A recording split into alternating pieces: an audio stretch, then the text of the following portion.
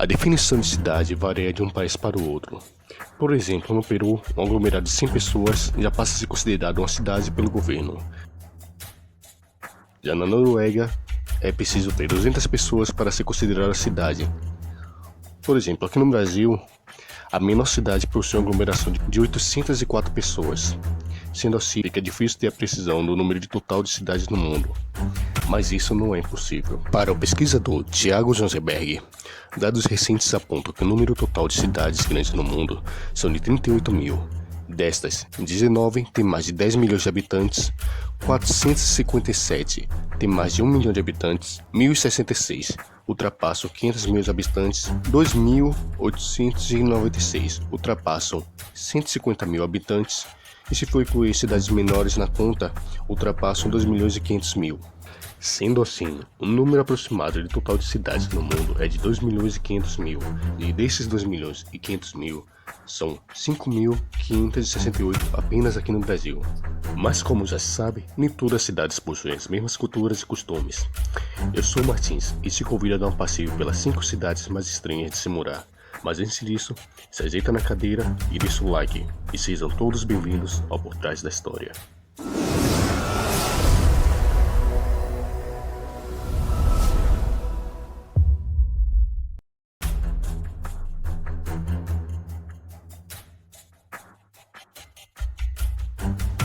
Masjid Nossan é onde o Cairo deposita todo o lixo que cria. Mas não pense que é um terreno onde o Cairo deposita todo o lixo.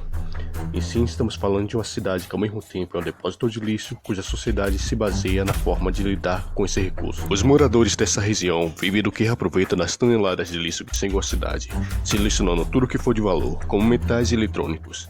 Apesar da cidade não possuir água ou rede elétrica, por exemplo, eles não se resumem a um lixão, tendo ruas, lojas, condomínios e apartamentos por todos os lados.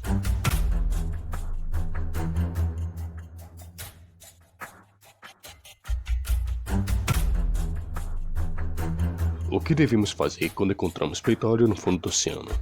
Erguer uma plataforma petrolífera para extrair, é claro. Agora, quando a região possui muito petróleo, nada melhor do que construir uma cidade toda no meio do mar, voltada para a exploração desse valioso recurso natural. E assim foi construída a cidade de Nefit Daslari, pela União Soviética em 1949. Em pleno Mar Cáspio, na região do Azerbaijão. E não pense que estamos falando de apenas uma plataforma grande. A cidade de Nefit Daslari possui mais de 300 km de estrada, edifícios de até 9 andares, bibliotecas, hospitais e comércios diversos. A cidade inclusive aparece em uma cena do filme 007, O Mundo Não É o Bastante, e também já foi tema de documentário titulado como Oil Rocks.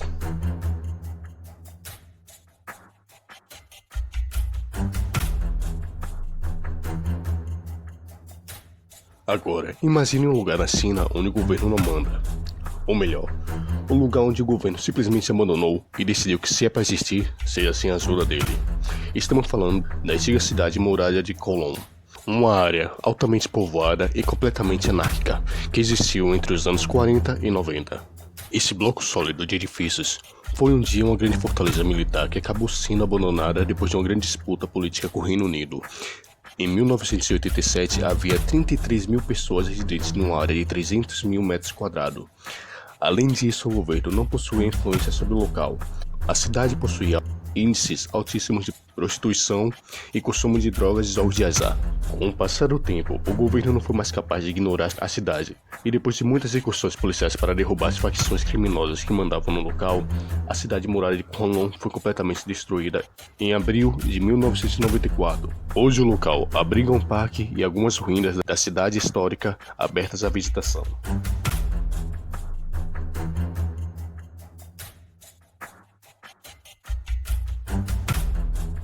Apesar do regime político do país ser bastante severo, a China não é lá muito politicamente correta.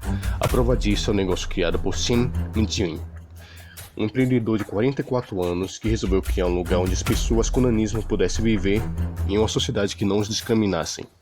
A princípio, tudo bem, se não fosse o fato de que essa cidade também é um parque temático. Para Minjin, ele criou uma espécie de zona de conforto para essas pessoas e gerou centenas de vagas de emprego que antes não existiam.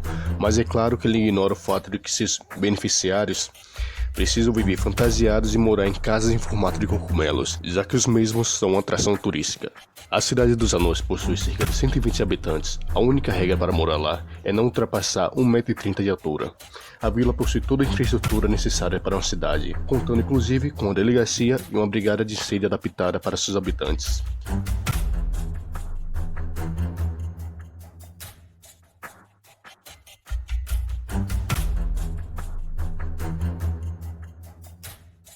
A humanidade costuma habitar em lugares muito inapropriados, mas ninguém iria morar em uma cidade cujo vulcão libera gases tóxicos e mortais constantemente, certo? Bem, errado.